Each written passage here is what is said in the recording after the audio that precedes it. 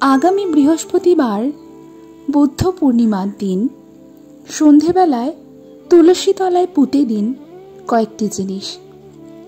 आपनार बाड़ीर बास्तुदोष ठीक हबे।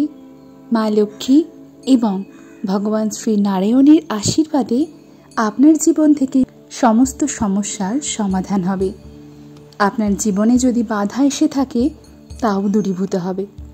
नमस्कार बंधुरा, आमी सुमिता। आमार चैनेले आपनादेर सकलके अनेक अनेक स्वागत। आशा करछि आपनारा सकलेई खूब भालो आछेन एबं ईश्वरेर कृपाय सुस्थ आछेन। सामनेई आसते चलेछे बैशाखी पूर्णिमा। यदिओ एई पूर्णिमाटी ज्यैष्ठ मासे पड़छे, तबुओ एई पूर्णिमा बैशाखी पूर्णिमा नामे परिचित एबं एई बैशाखी पूर्णिमा आरो एकटी कारणे गुरुत्वपूर्ण, कारण এই বৈশাখী পূর্ণিমা বুদ্ধ পূর্ণিমা নামেও পরিচিত। আর এই বুদ্ধ পূর্ণিমার দিন আপনারা সন্ধ্যেবেলায় তুলসী গাছের নিচে কয়েকটি জিনিস যদি ভক্তি ভরে মাটিতে পুঁতে দিতে পারেন, আপনার বাড়ির যদি বাস্তুদোষ থেকে থাকে তাহলে সেটি দূরীভূত হবে এবং আপনার জীবনে যদি সমস্যা থেকে থাকে, কোনো রকম আর্থিক সমস্যা, পারিবারিক সমস্যা, তাহলে সমস্ত কিছু দূরীভূত হবে। তাহলে চলুন বন্ধুরা ভিডিওর মূল পর্বে যাওয়া যাক। তবে মূল পর্বে যাওয়ার আগে আমার সকল বন্ধুদের কাছে অনুরোধ, সম্পূর্ণ ভিডিওটি দেখবেন। আশা করছি আপনাদের ভালো লাগবে এবং ভালো লাগলে আমার ভিডিওতে একটি লাইক করবেন এবং আমার চ্যানেলে যদি নতুন হয়ে থাকেন আমার চ্যানেলটিকে সাবস্ক্রাইব করে রাখার অনুরোধ রইল। আমি সাধারণত আমার বন্ধুদের জন্য পুজো পাঠের বিধি, তত্ত্ব কথা, বাস্তু, টোটকা এবং বিভিন্ন রকম উপায় বিষয়ক ভিডিও বানিয়ে থাকি। হিন্দু ধর্মে পূর্ণিমা তিথির রয়েছে বিশেষ গুরুত্ব। প্রতি মাসের শুক্লপক্ষের চতুর্দশীর পরের দিন পালন করা হয় পূর্ণিমা। আর বৈশাখ মাসের পূর্ণিমা তিথিকে বলা হয় বুদ্ধ পূর্ণিমা। এই বছর বৈশাখ মাসে যে পূর্ণিমা পড়েছিল তা চৈত্র পূর্ণিমা হিসেবে পালিত হয়েছে এবং জ্যৈষ্ঠ মাসে যে পূর্ণিমাটি পড়েছে তা বৈশাখী পূর্ণিমা হিসেবে পালন করা হবে। হিন্দু শাস্ত্র অনুসারে বৈশাখী পূর্ণিমায় জন্মগ্রহণ করেছিলেন ভগবান বুদ্ধ। তাই প্রতি বছর বৈশাখ মাসের পূর্ণিমা তিথিতে পালন করা হয় বুদ্ধ জয়ন্তী। এই দিনে পুজো করা হয় ভগবান বুদ্ধের। চলুন বন্ধুরা সবার আগে জেনে নিই এই বছর বুদ্ধ পূর্ণিমার সম্পূর্ণ সময়সূচি। এই বছর বৈশাখী পূর্ণিমা অথবা বুদ্ধ পূর্ণিমা পড়েছে 23শে মে বৃহস্পতিবার। পূর্ণিমা তিথি শুরু হবে 22শে মে বুধবার সন্ধে 6:48 থেকে এবং পূর্ণিমা তিথি সমাপ্ত হবে 23শে মে বৃহস্পতিবার সন্ধে 7:23। উদয় তিথি অনুসারে 23শে মে পালন করা হবে বুদ্ধ পূর্ণিমা। হিন্দু ধর্মে একাদশী, পূর্ণিমা ও অমাবস্যা তিথির বিশেষ মাহাত্ম্য রয়েছে। এই তিথিতে মা লক্ষ্মী ও ভগবান বিষ্ণুর পাশাপাশি গৌতম বুদ্ধের আরাধনা করলেও সুফল পাওয়া যায়। একদিকে ব্যক্তির জীবনে ধন ধান্যে ভরে যায়, অন্যদিকে মানসিক শান্তি ও সুখ লাভ করা সম্ভব হয়। শাস্ত্র মতে বৈশাখ মাসের পূর্ণিমা তিথিতে কিছু সহজ উপায় করলে আপনার জীবনে কখনো দারিদ্রতা আসবে না, পাশাপাশি আপনার পারিবারিক কলহ সমাপ্ত হবে। তাহলে এই বুদ্ধ পূর্ণিমার দিন আপনারা কোন কাজটি করবেন চলুন জেনে নিই। বুদ্ধ পূর্ণিমার দিন সন্ধেবেলায় আপনারা তুলসী গাছের নিচে পুঁতে দেবেন কয়েকটি জিনিস। কিভাবে পুঁতবেন সমস্ত কিছুই চলুন জেনে নিই। তুলসী বা বৃন্দা হল হিন্দু বিশ্বাসের পবিত্র উদ্ভিদ। হিন্দুরা একে তুলসী দেবীর পার্থিব প্রকাশ বলে মনে করেন। তাকে মা লক্ষ্মীর অবতার এবং ভগবান বিষ্ণুর সহধর্মিণী হিসেবে বিবেচনা করা হয়। অন্যান্য কিংবদন্তিতে তাকে বৃন্দা বলা হয়ে থাকে। হিন্দু ধর্মে তুলসী গাছকে অত্যন্ত পবিত্র ও শুভ মনে করা হয়। সেই কারণে গৃহস্থ বাড়িতে তুলসী গাছ রাখা হয় এবং তা প্রতিদিন পুজো করা হয়। হিন্দু ধর্ম অনুসারে তুলসী গাছে বলা হয় মা লক্ষ্মী এবং শ্রী নারায়ণের বাস। সেই কারণে তুলসী গাছকে গৃহস্থে রেখে প্রতিদিন এর পুজো করার বিধি আছে।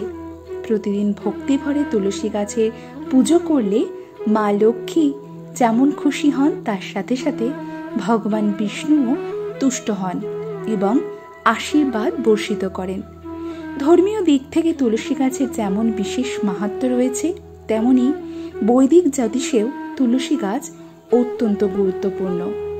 তুলসী গাছের গোড়ায় যদি আপনি এই বুদ্ধ পূর্ণিমার দিনে কয়েকটি জিনিস পুঁতে দিতে পারেন, তাহলে মা লক্ষ্মী আপনার উপর সদয় হবেন এবং প্রীত হবেন সম্পদের দেবতা কুবের।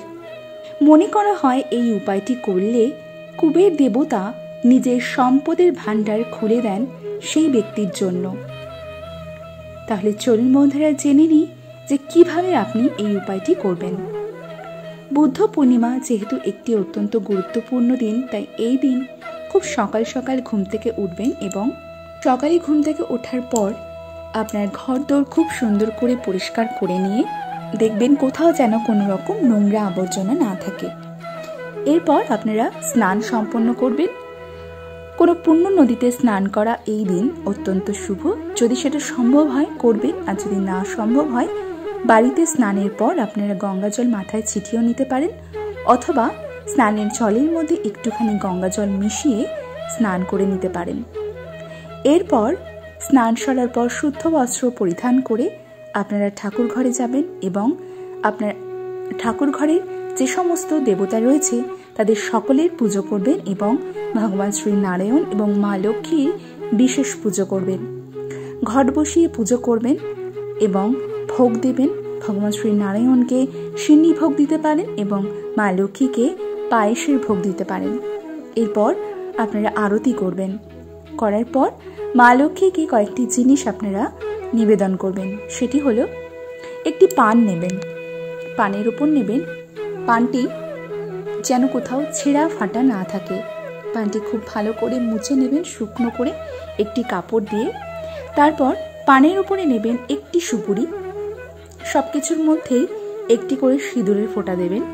একটি সুপুরি দিয়ে তার সাথে দেবেন একটি হলুদের গাঁট, তার সাথে একটি 1 টাকার কয়েন এবং তার সাথে একটি কড়ি। এই সমস্ত জিনিস আপনারা মা লক্ষ্মীর চরণের কাছে রেখে দেবেন। মা লক্ষ্মীর চরণের কাছে রেখে দেওয়ার পর সেটি সারাদিন সেখানেই থাকবে। তারপর যখন আপনারা পুজো সেরে বেরিয়ে আসবেন এবং সেই প্রসাদ সমস্ত সবাইকে আপনারা বিতরণ করবেন।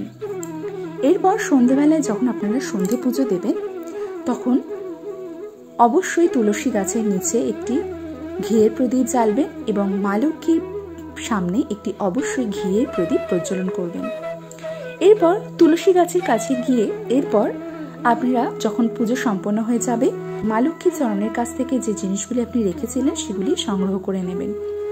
সংগ্রহ করে পানটি আপনারা সরিয়ে নেবেন। বাকি জিনিসগুলি নিয়ে একটি লাল কাপড়ের মধ্যে মুড়ে নেবেন। বাকি জিনিসগুলি বলতে সুপুরি, হলুদের গাঁট, একটি 1 টাকার কয়েন এবং একটি কড়ি, সমস্ত কিছু একটি লাল কাপড়ে মুড়ে নেবেন। লাল কাপড়ে মুড়ে নেওয়ার পর তারপর সেটি আপনারা সোজা তুলসী তলায় গিয়ে তুলসী তলায় কোনো একটি জায়গায় অল্প একটু মাটি খুঁড়ে সেটি পুঁতে দেবেন। এই কাজটি যদি আপনারা বুদ্ধ পূর্ণিমার দিন সন্ধ্যাবেলায় করতে পারেন, তাহলে মনে করবেন আপনার জীবন থেকে সমস্ত সমস্যা দূরীভূত হতে চলেছে। মা লক্ষ্মী এবং ভগবান শ্রী নারায়ণের আশীর্বাদে আপনার জীবনের আসা সমস্ত সমস্যা কাটতে চলেছে। এবং অবশ্যই এই উপায়টি কিন্তু আপনারা অতি ভক্তি ভরে এবং বিশ্বাস করে করতে হবে, নইলে কিন্তু কোনো উপায়ই কার্যকরী হবে না। এবং এর সাথে সাথে আরও কয়েকটি জিনিস আপনাদের খেয়াল রাখতে হবে, যেমন এই দিন আপনাদের নিরামিষ আহার গ্রহণ করতে হবে। কোনো রকম আমিষ আহার গ্রহণ করবেন না এবং বাড়িতেও আমিষ আহার তুলবেন না। এছাড়াও এই দিন আপনারা দান ধ্যান করতে পারেন। দান ধ্যানের কোনো আলাদা দিন হয় না, কিন্তু এই দিনে দান করলে সেই দানের গুরুত্ব মাহাত্ম্য কিন্তু বেড়ে যায়। এই দিন আপনার বাড়িতে কেউ সাহায্য চাইতে এলে তাকে ফিরিয়ে দেবেন না, আপনার যথাসাধ্য আপনারা সাহায্য করবেন। এরপর এই দিন আপনারা কোনো গোমাতা কিংবা রাস্তার কুকুর বিড়াল আপনারা এইদেরকে খাওয়াতে পারেন। এটি অত্যন্ত পুণ্য হিসেবে বিবেচিত হয়।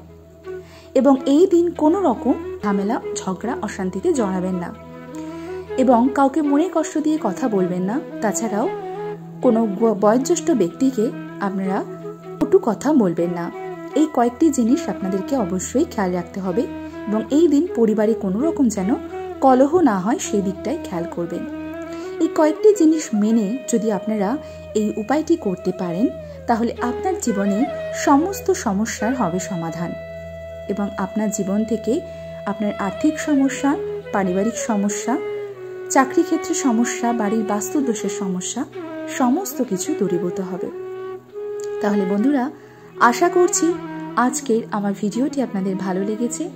যদি ভালো লাগে অবশ্যই আমার ভিডিওতে একটি লাইক করবেন এবং আমার চ্যানেলটিকে সাবস্ক্রাইব করে আমার পাশে থাকবেন এবং আমার ভিডিওটি বেশি বেশি করে শেয়ার করে দেবেন যাতে আপনার সাথে সাথে আপনার আত্মীয় পরিজন, বন্ধু বান্ধব সকলেই ভিডিওটি পেয়ে উপকৃত হয়। তাহলে আজকে ভিডিওটি এখানেই শেষ করছি।